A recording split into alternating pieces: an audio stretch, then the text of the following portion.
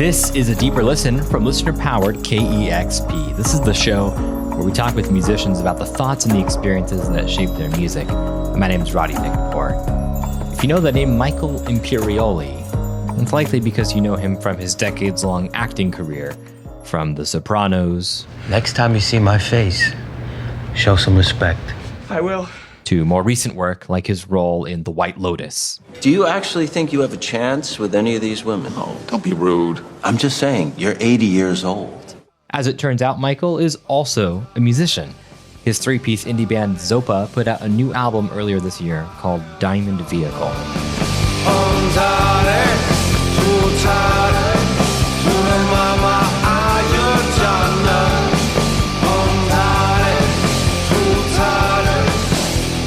KEXP's Martin Douglas spoke with Michael about the influence of Buddhism in his music, as well as artists like the Beatles, Lou Reed, and in particular, the Smiths. Somebody turned me on to them in 1985.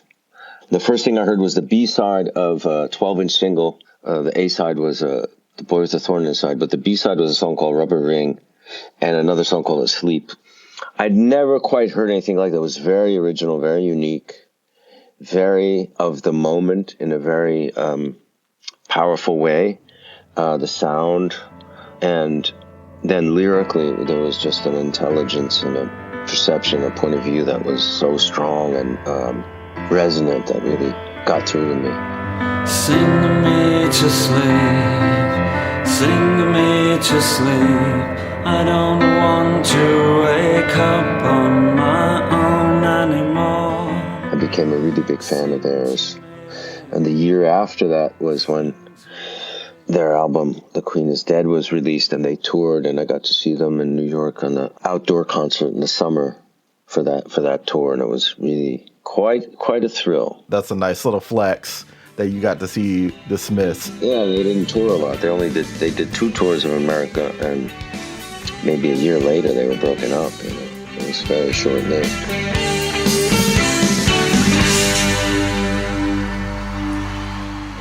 Was your love of music and your love of acting always parallel?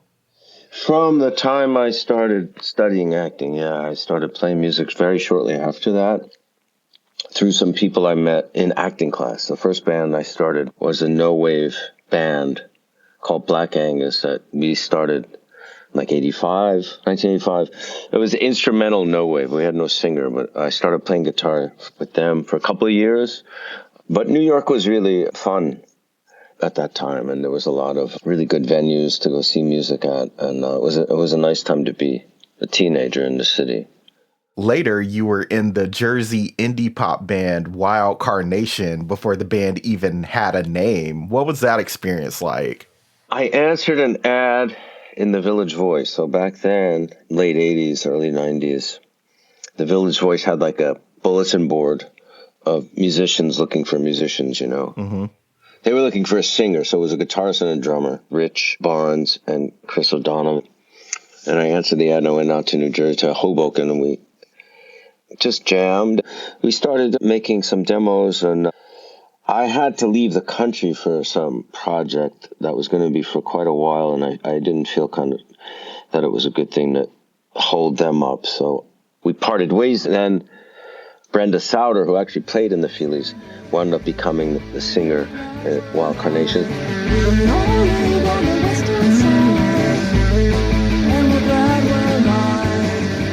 And then I didn't play with any other musicians for a number of years, maybe 6 years. But I was playing and writing on my own, and I really missed playing with other musicians. And I ran into a guy I know, Michael Ty, who I met when he was an actor when he was 18.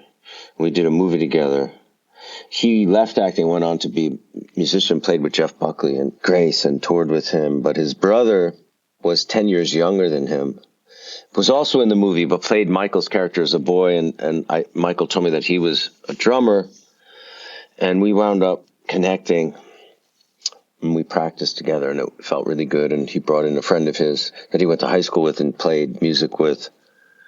And that was Elijah Hamilton. And then we just started playing, writing, rehearsing. A couple of months later, we had our first show in Lisbon, Portugal.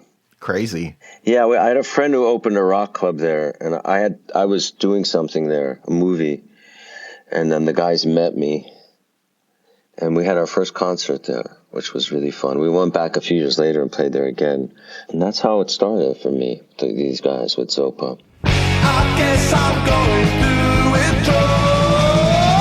Oh yeah.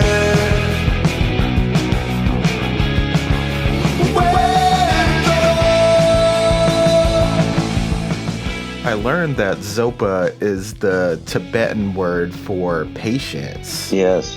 Does Buddhism influence your songwriting process at all? Because I know that you have been practicing Buddhism for a long time. Yeah. It's kind of the official ceremony to become a Buddhist, in the Tibetan tradition at least, right? And you get a name, Dharma name. So mine is Konchuk Zopa Sonam. So my middle name is Zopa, and it means patience. And I just thought that might be a good name, kind of exotic and not easily definable. Buddhism definitely means a lot to me, so it's not exclusively what we write about, obviously, but it does occupy a big space in Zopa's, music. Right. Well, we have one song that we haven't recorded called Brilliant Moon that has an actual prayer that's in Tibetan that's recited 3 times in the song. And then on the album Diamond Vehicle, which we released earlier this year, there's a song that has a part of a mantra. It's actually Sanskrit that we use in the song. Wow, that's awesome.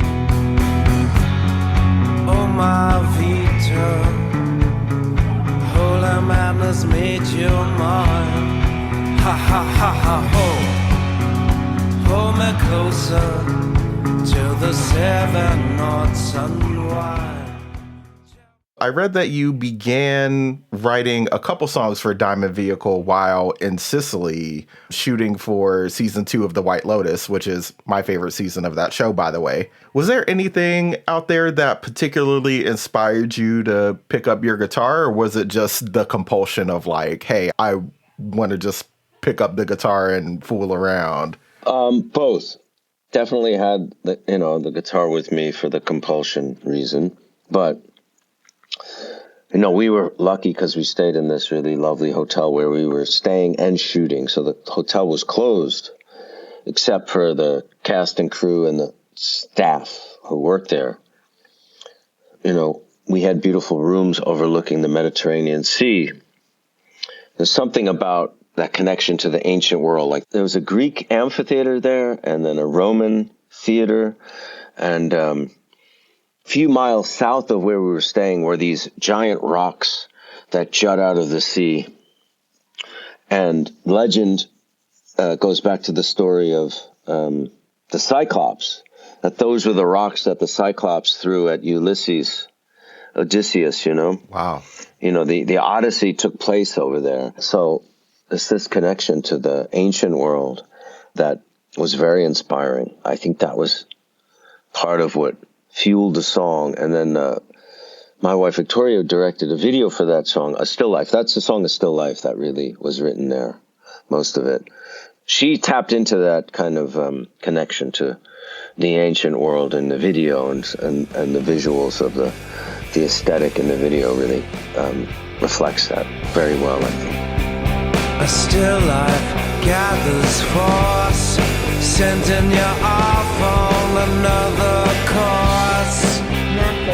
With nothing, without a compass, without Sherpa, without horse. Sonically, I kind of thought I was heading in that direction, but probably wasn't early on. But eventually we got there. And it's a matter of like, when you play with people for a long time, hopefully something gels and it becomes its own thing. Right. You figure out who you are. Yeah. Yeah, together, and that it's evolved naturally into something that I think been inspired by in a way. So that song, definitely, there's a song on it called The Arrows of Outrageous Fortune, which we really started playing live quite a long time ago. Not that long after we had formed. And then it kind of evolved and got longer, and we added more sections to it. So the fruition of it was satisfying again, because it was like, oh, this is what we were going for. It took a while to get there, but, you know, I'm happy with how it came out. Well, the last thing that I have to say, till we meet again on some far-off day, is maybe you wrote the book, but I know you stole my page. But I promise you know I'll try to. Oh, hush us, please. Don't say another word.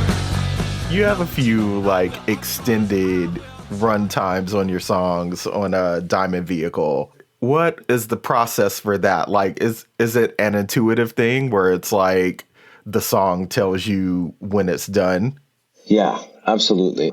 The idea of like how long a song should be time-wise never really came into our minds. It was more like, how many sections does the song need to do what we want it to do, what we, you know, for the story to be told? And I just never thought about it or worried about it. I just let it be what it is. And if it's long, it's long. And, you know, so what? You know what I mean? It's just like, we're not trying to do something, you know, pop, you know, top 40, where it's got to be under 4 minutes or something like that. We just said, let's just do what we want. Going back to your admiration for Lou Reed, on Diamond Vehicle, you have a cover medley of the Velvet Underground songs, Ocean and Heroin. Mm-hmm. Why was it important to include those covers on the album? So I heard this acoustic demo of Ocean that Lou Reed did. So he did Ocean with the Velvet Underground, but then he also recorded it after he left as a solo artist with different set of lyrics. Down by the shore, washing the rocks that have been here centuries or more, down by the sea. And I really fell in love with that song. So we weren't trying to mimic his demo, but we just started playing the song, and then the outro to the song, or the outro that we kind of did in our arrangement. Washing the eyes of the man who have died down by the sea. I noticed we're the same chords as Heroin, so one day in practice I just started playing it and singing it, and it just was kind of a great transition. I don't know which way I'm going. So we played it live, and there was such a great response from the audience that it became a staple of our, you know, live shows. And then when we went to make the record, we're like, why don't we just do it? Just record it. Yeah, it's a really great version of those two songs. I have heard the demo that you're talking about because I sought it out after reading King of New York, the Lou Reed biography. Yeah. And thought very similarly to you that it was fantastic. It's beautiful, isn't it? There's an innocence to it, and a vulnerability and beauty. I love it, yeah. To wrap up this interview, for this series, we usually ask our guests to pick a song and talk about it, basically. Is there a song that you're listening to at the moment that you're really digging, or that you find a lot of meaning in, like right now at this moment? There's a song called The Well by Smog. He's fantastic. I was listening to that song the other day. The Well, that's a really great one. What a great storyteller he is. Yeah. He's really wonderful. I guess everybody has their own thing that they yell into a well. That was KEXP's Martin Douglas talking with the actor and musician Michael Imperioli about his band Zopa. They released their latest record, Diamond Vehicle, in early 2025. And that was a deeper listen. I have not seen The Sopranos, and I have not seen The Godfather, but there's something about like, you gotta do me a favor, or something like that, right? Someday, And that day may never come. I'll call upon you to do a service for me.